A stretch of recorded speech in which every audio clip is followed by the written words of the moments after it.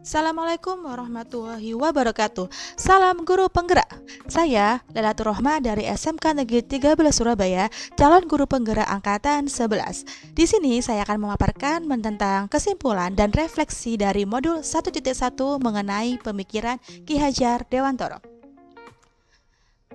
Setelah mempelajari modul ini, ada beberapa hal yang saya petik dari pemikiran Ki Hajar Dewantoro.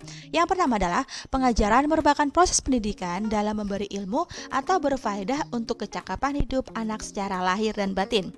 Pendidikan memberi tuntunan terhadap segala kekuatan kodrat yang dimiliki anak agar mencapai keselamatan dan kebahagiaan sebagai seorang manusia maupun sebagai anggota masyarakat.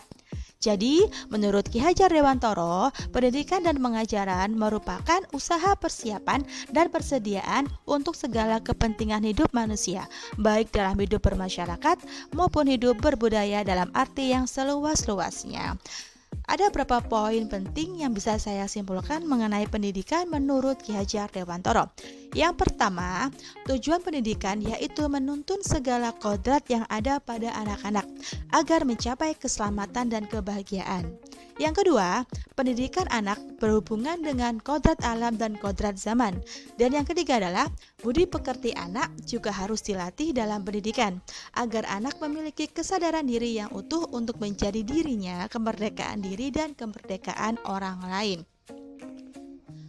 Lalu, apa yang saya percaya tentang murid dan pembelajaran di kelas sebelum saya mempelajari modul 1.1?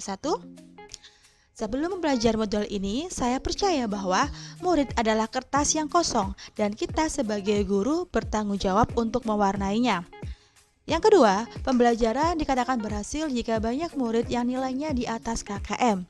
Guru juga sebagai orang yang lebih tahu materi apa yang dibutuhkan oleh murid. Yang keempat, pendidikan budi pekerti bukan hal yang utama untuk dilatih di kelas.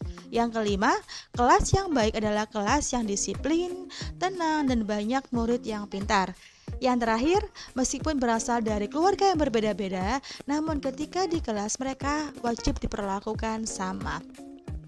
Namun setelah saya mempelajari perilaku modul ini, ada beberapa hal yang berubah dari pemikiran dan perilaku saya.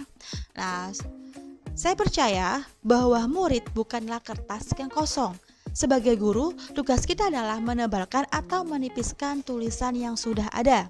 Yang kedua, pembelajaran dikatakan berhasil jika pembelajaran berpusat pada murid dan menghargai proses yang dilalui oleh murid.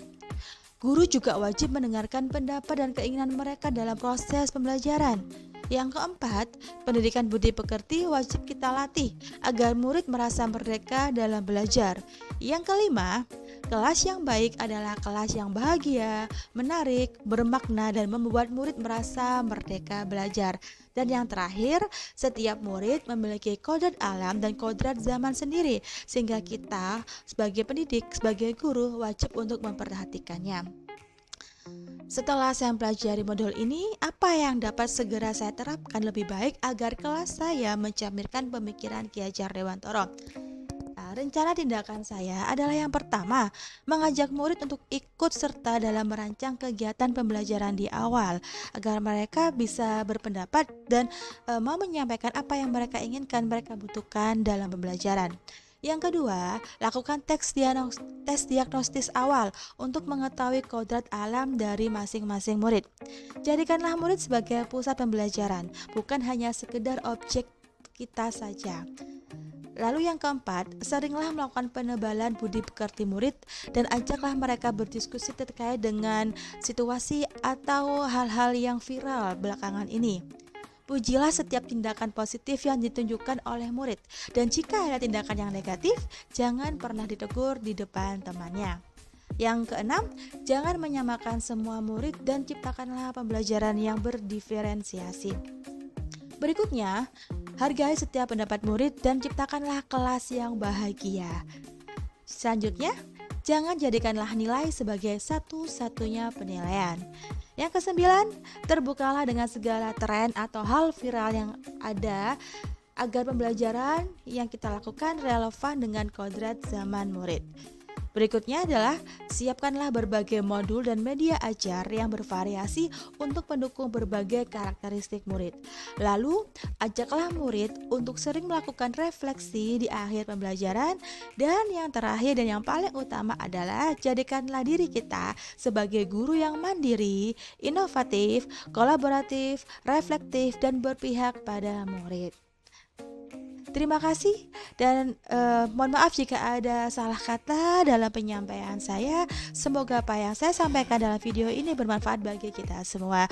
Terima kasih. Wassalamualaikum warahmatullahi wabarakatuh. Salam guru penggerak.